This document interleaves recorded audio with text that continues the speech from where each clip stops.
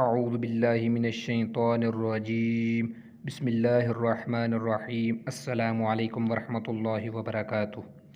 آج کی اس نئی ویڈیو میں اپنے تمام ناظرین کو خوش آمدید کہتا ہوں۔ میرے تمام ناظرین سے گزارش ہے کہ ہماری اس ویڈیو کو پورا دیکھیں، آخر تک دیکھیں اور اپنے تمام دوست احباب کے ساتھ ضرور شیئر کریں، کیونکہ نیکی پھیلانا صدقہ جاریہ ہے۔ تو چلیں شروع کرتے ہیں آج کی یہ خوبصورت ویڈیو۔ اس ویڈیو کا موضوع ہے نماز اور دعا قبول ہونے کا وظیفہ۔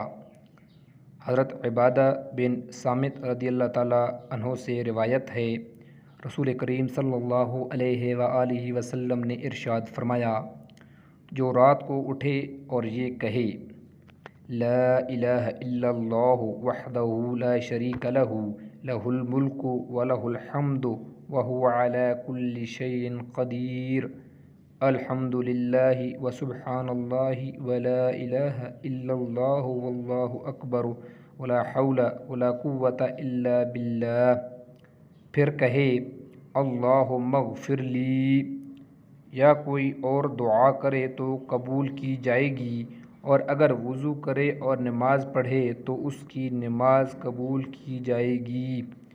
ماشاءاللہ، سبحان اللہ، کتنا خوبصورت وظیفہ ہے یہ۔